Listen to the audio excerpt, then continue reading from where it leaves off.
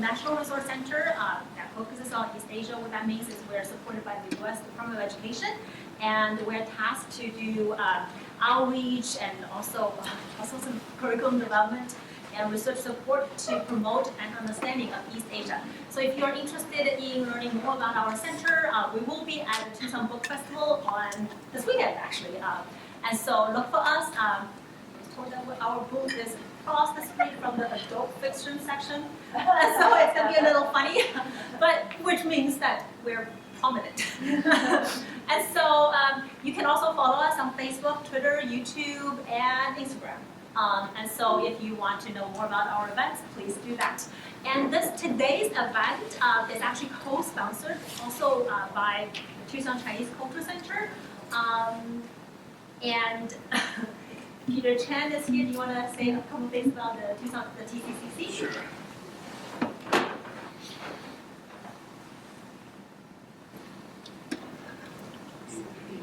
Thank you. It was Susan calling me at the phone. There's always something urgent. But then it turned out that it's something I didn't do or whatever I did. Anyways, on behalf of the Tucson Chinese Cultural Center, I want to welcome everyone, and I want to welcome Curtis to be here. I understand your plane landed only 15 minutes late. Yeah. Is it 15 minutes? That's not bad. Yeah. Noting that we have snow for almost like 2 inches. In Chinese, old saying, we have a saying that when an honorable guest travel, it always brings weather. But they didn't say snow in the desert. Well, I didn't bring the snow. By the time I landed, it was sun. So I brought the sun. Yeah, that too. Weather. Sun is part of the weather. But anyways, it's just great, being that we're here in March. It's supposed to be springtime. But we have great weather, even though it was a little bit cool. But this is a very busy weekend as we have the book fair on campus. We have authors like Mr. Chin here, and many other more to come. Tucson Chinese Cultural Center is very excited and proud to be able to partner with the Center of East Asian Studies to present this workshop and also open up the awareness of all the important cultural aspect and also academic of high value that we can all learn from it. As personally, I can always say that you never can find enough time to read a good book or just to pick up a book. For me, I know I don't make time for that. So it's always good to be reminded with special events like this. But again, I invite everyone to have, when you have an opportunity to come visit the DCCC on River and La Cañada, and then we always have different special events going on, and we'll always have the door open and welcome everybody. Thank you.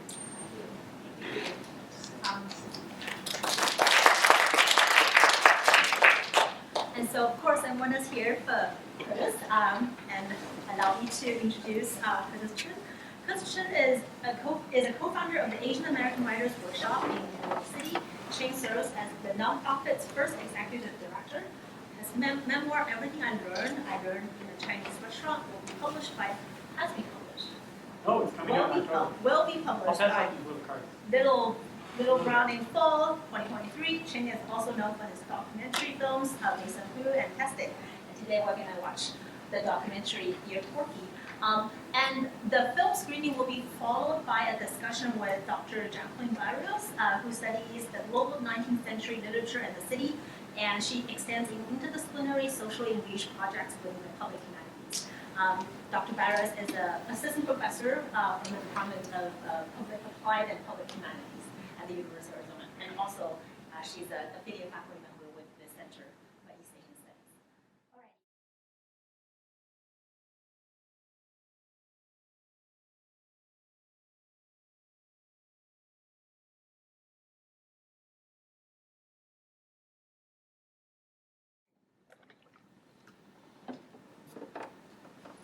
Okay, so that is the end of this documentary film. Now we will give the floor to Dr. Jacqueline Barrios and Curtis to do a discussion, and then we will welcome questions from the audience.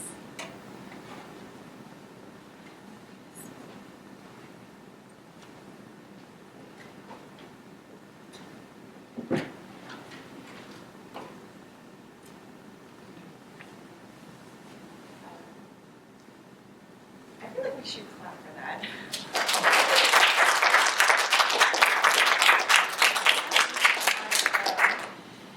First of all, thank you to the organizers of this event, CCC, and the center for inviting me to be able to have this chance to talk with you, Curtis, and also with all of you about this amazing work.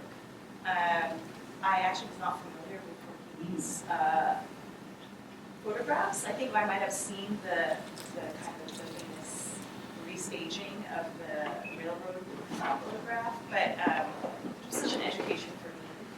And also just a new experience. So I just want to acknowledge that.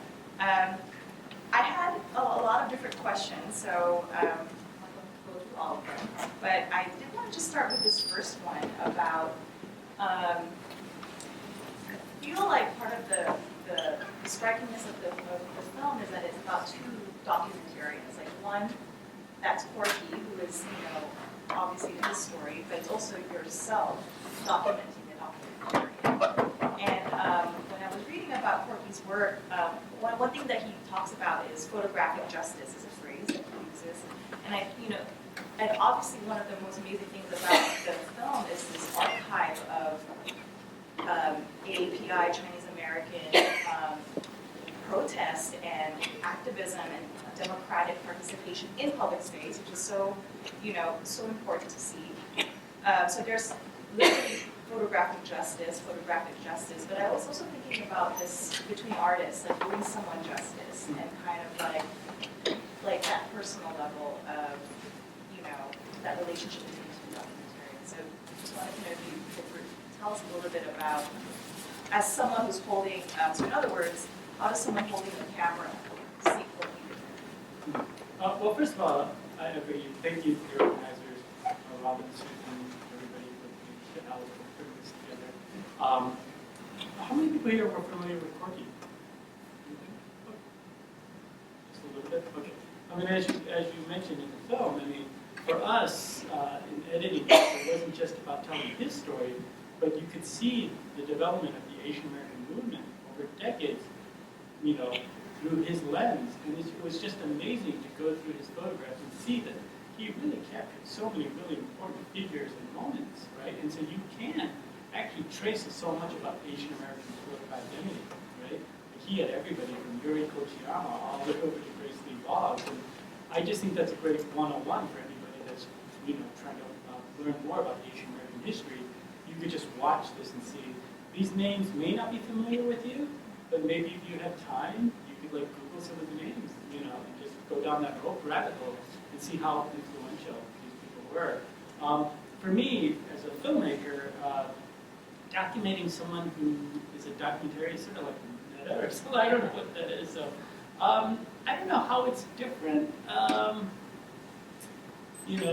versus if I weren't like that. But I did empathize with him as we were filming, talking about a lot of the struggles that he felt like he was going through, not just as a freelance independent artist, but also as just someone who really wanted to elevate so many of the voices in the community, right? Because I think that was what he really wanted to do. He really wanted to provide a voice for the underdog, and I feel like that's something that I want to do myself.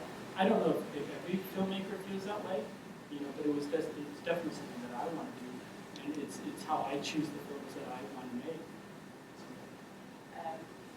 I'm about to teach my first. So here at the University of Arizona, just 3 years ago, I believe, we started our first Asian Pacific American Studies minor. Oh, okay. So through the effort of students activism, and also the professors, and so it's kind of a fledgling minor that's starting to offer APS studies classes, and I'll be teaching my first one actually. So I almost think we should start with your film and just do exactly that. Have students kind of if you don't know something, that's kind of like a window into learning more. And he did cover the whole Asian American community. Yes, his primary base was Chinatown, but he was very engaged with the South Asian, the Filipino, the Vietnamese communities, and you'd see that within the film. But even just nationally, it's everywhere. Katrina, you go to Katrina. LA riots, you go to LA riots. He would just really try to capture everything that was important. Maybe like just to back up a little bit, how did you kind of cross paths with Corky to be able to be in a position to do this? He was actually in some ways a mentor to me because I grew up in Michigan and I went to Ann Arbor, and I having grown up in Detroit, it was a very small community, and having gone through, do you guys know the Vincent Chin murder case? Yeah, so Vincent Chin was actually a family friend of ours. My uncle was his best man. There was a case that really shaped my identity, and so I knew that I wanted to do something to help our Asian American community to fight for justice. And so after graduating from college with a creative writing degree, I moved to New York to be a writer, but then also to be involved in the Asian American community. And my first job there was an internship at a Chinese history project. And he would just come in all the time, because it was in Chinatown. He would just pop in with his camera, just like trying to scope out what's going on, sniff, look for any leads and stuff like that. So, yeah, like when I was like 22, I met him. And I went on to sort of go off and found my own organization called the Asian American Writers Workshop, which if you guys aren't familiar with, please Google them. They're a wonderful, wonderful nonprofit. And you name an Asian American writer, they've gone through that program. You know what I mean? Can I name drop a look? I don't know how detailed we're going to go. No, well, please. So, Yes. so like Minjin Lee, like a reporter had asked her this kind of stupid question, but the question was, when you were a struggling writer, did you think that you'd be the one writer that would succeed out of the classes that you were taking in New York? And first of all, this scarcity mentality is just wrong. It's writers against each other. But what she said was that, well, I'll give you an example. I took a class with the Asian American Writers Workshop for $200. My teacher was Drew Lahiri. My fellow people in my class were Kathy Park Hong, Lisa Ko, Ed Lynch. She just rattled off all these people, you know what I mean? And it's just a really, really wonderful. If you know anything about Asian American literature, Right. everybody's I gone mean, through that. Yeah. I feel like my own kind of like, I was telling you that my PhD is in English, 19th century British and American literature. Yeah. But before that, as an undergrad, I did English and had, and one of our, that's kind of where I felt I got my Asian American studies, kind of where I took my first Asian American studies class in American history, and then kind of like realized there was a whole body of literature, Yeah. And I don't know, it was just kind of, I think despite all the different kind of academic things that I do, that production of Asian American writers, artists is so central to kind of, no matter what you do, I think, once you kind of encounter that word on the page in sort of an academic classroom, like for me. I remember my first English class and with Jessica Hagedorn's Dog Eaters, and heard my professor say a word and I was just like, it was just this moment of realizing that you had this whole cultural experience that got validated all of a sudden. Anyway, I went on a tangent there. But Corky was very supportive of Right. artists and writers, and that's how I actually met him. Just working in the community, he was just always around. And so I just stayed in contact with him throughout. And, so for this documentary film, I was telling you a little bit earlier, it was actually part of a different project called Our Chinatown. I was making a documentary that was looking at issues confronting the Chinatowns in the U.S., particularly the older ones, gentrification, overcrowdedness, aging population, all these things. And that was around 2018, 2019 we were filming, and we were about 80% done with the film, and then COVID hits, and we shut down production, and we're like, oh, well, hopefully this will be over in a couple months, and we'll resume filming and just finish the film.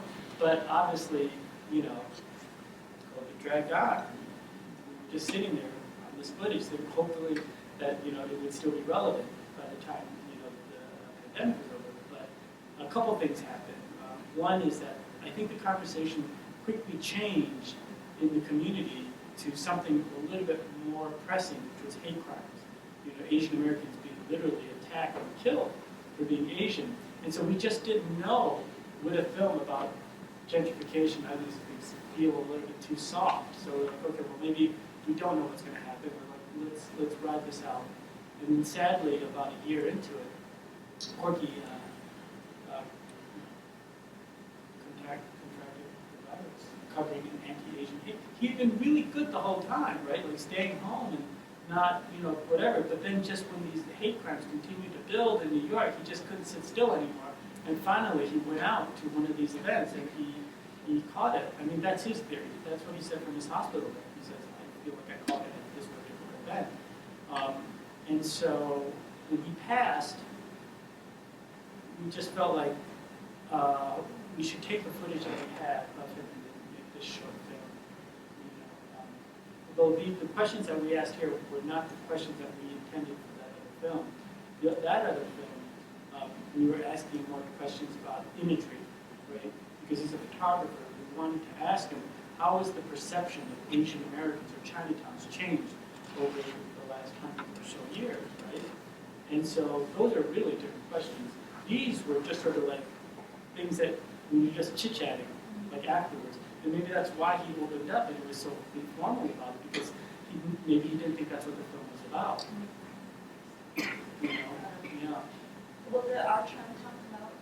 Yeah, is there it'll be interesting to kind of see. Well, we're not going to edit the Corky stuff into a separate piece, but the other cities, I think we have enough to do shorts.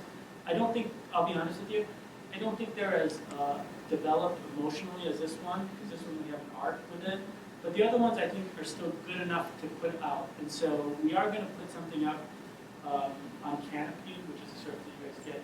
But so in Boston, we followed a lawyer who was a board member for this nonprofit that does a lot of gentrification issues. In San Francisco, we followed a school principal, an elementary school principal, who talked about like the special needs of kids, immigrant kids, the isolation, loneliness, and mental issues that they deal with. In Chicago, we covered a woman who was working for the first Asian American elected official in the state. So I think those are probably good enough, but we didn't get enough footage for LA, Detroit, and Philadelphia. Those are the other cities. So yeah. I have like two directions I want to go. I'm going to start with the Chinatown, because I know we were talking a little bit about it. Part of my research is in the urban humanities and thinking about urban space and the production of urban space, especially coming from minoritized communities, and how do you feel like your photograph reflects you? And something about the film that really caught my attention was just the way the city was a part of the story, both what he photographed, and it was like character as well. Could you talk more about the use of space in Chinatowns and in your in film and in general? I did a little background in my question, because I'm new to Tucson, and so kind of looking for the Chinatown heroes was one of the first things that I wanted to do. And there isn't like a San Francisco Chinatown or an LA Chinatown, but there are kind of these locales where, like, well, is Lily's Grocery kind of like where is the Chinatown here? And kind of looking for that sort of space, and going to the TCC and kind of like attending events there. But there's this sense of like, if there isn't a Chinatown, where's the Asian American kind of like center?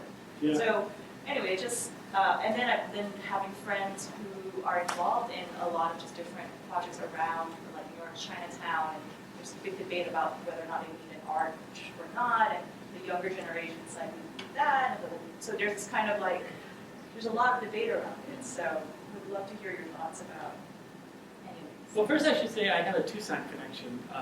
My aunt's family grew up here. Are any long-time residents here? Do you guys know the Jin family? Yeah. Yeah, Gary. Yeah. What? There was just only like 10. Well, Gary and Nancy. Nancy was my mom's sister. They moved out to LA after a while. Anyway, so if you guys know them, that's my extended family. But in terms of my sense of as an artist, I think that place is very, very important. And that's why I've always used it as something in my own work. It's interesting because people will often ask me to define myself, right? And I could throw out terms like, well, I'm Asian American, or I'm gay, or whatever, or Buddhist, or whatever. But I actually feel like the word that defines me the most is Midwesterner. Because I feel like that's the values that I have. Like I'll often say, like I'm a Midwesterner more than anything else. I think it does shape you, you know, where you're from. You know, and so that's why it was important and something in this film. But also, you know, like if I do a shameless plug right now, the book that I have coming out from Little Brown is called Everything I Learned in a Chinese Restaurant. And a restaurant is a place, you know what I mean? And it really helped shape my identity being a restaurant kid. And I learned so much about life. I'll give you an example is that, you know, when you're a little kid, all the other parents are telling their kids, don't talk to strangers, right? But my parents were the exact opposite. You know, they said talk to strangers. And what they were talking about were all the customers that we had in our dining room. Because my parents didn't go to college, my mom didn't graduate high school, and so they didn't have a lot of educational background, but they saw this room full of all these people who had different lives and different experiences, and they wanted us to see that there was something beyond the Chinese restaurant. And so any chance my dad could get, he'd drag us over to like meet these people in any odd profession or whatever. And so, that was just a great experience. But that only happened because I grew up in the dining room of a Chinese restaurant. That was a very place-specific thing for me, And I think, what I told you this when we saw this title, when I saw this title, I think it's like waiting for this book to be written because it's so, because there's so much, students who talk about this kind of experience. It's sort of a very important kind of connective experience as well. I'm watching the time, Alice. I'm not sure. Are we out of here by 3:15?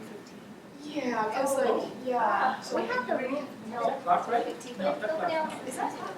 right, yeah. It is right. Oh, sorry. Oh, okay, 3 minutes. 3 minutes, but I feel like we still have some time, probably for 1 or 2 questions Okay. from the audience. Yeah. Wait till somebody kicks you out. Exactly. That's what I would do. yeah. So hopefully we can, until someone maybe kicks it up. Or so I just sorry for monopolizing, but would love to hear from the audience if you have any questions or comments about the film or questions for Can I make a little advertisement? I'm from the Tucson Chinese Cultural Center. I'm Robin Blackwood. And I could monopolize Curtis's time from now until the end of the evening. So we're having a meet and greet with Curtis at the center tomorrow from 5 to 7 in the library. It's free. So when we run out of time, if you want to just keep going, come back tomorrow to the center. No, it's tomorrow. The other one.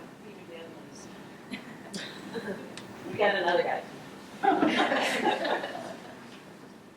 I do have a question. Oh, go ahead, Kenny. Hi, I'm Kenny Importante, Director for the Asian Pacific American Student Affairs.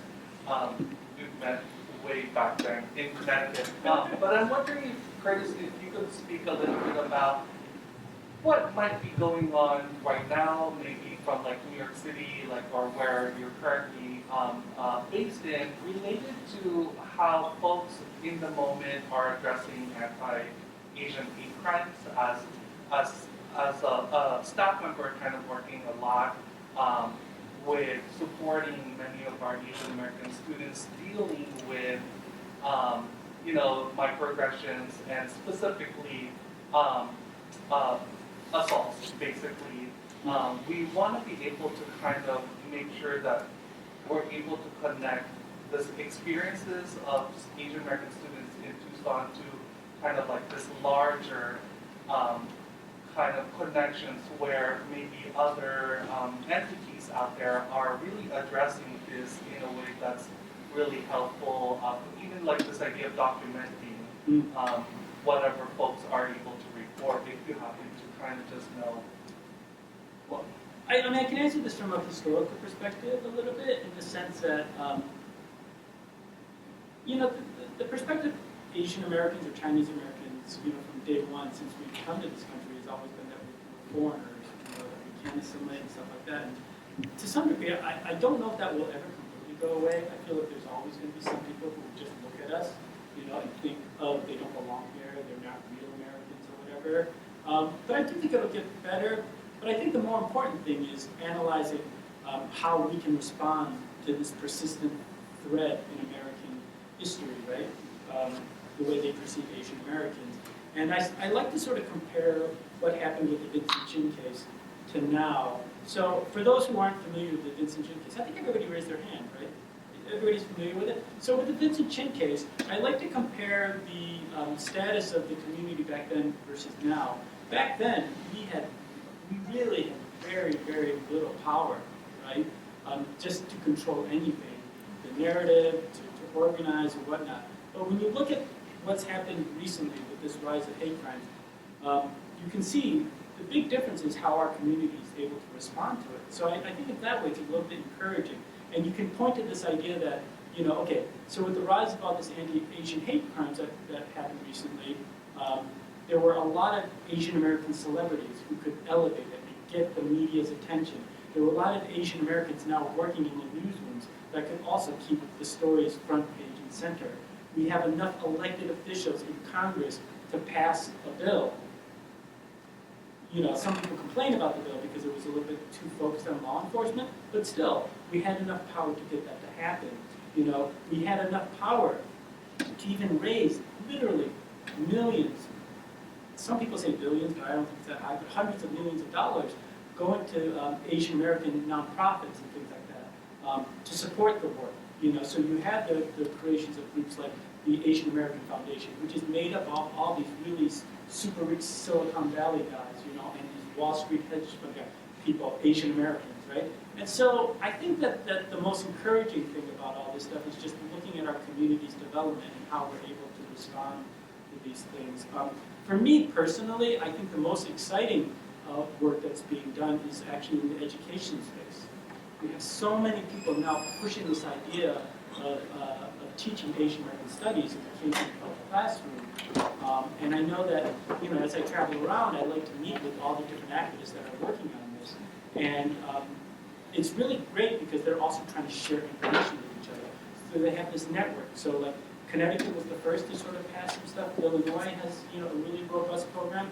And, you know, they have these models that they're sharing with each state. So if here in Arizona, it's something that you guys want to pursue, you guys can tap into these other activists around who are actually working on this type of stuff. So I feel like that's the future because to me, it always starts with education, right? Not just because it's important for young Asian American kids to have stories that they can relate to and a sense of their own history, but also so that people who are not Asians can also understand our communities, you know, involved in, you know, this country. I mean, my family arrived in Michigan in the late 1800s.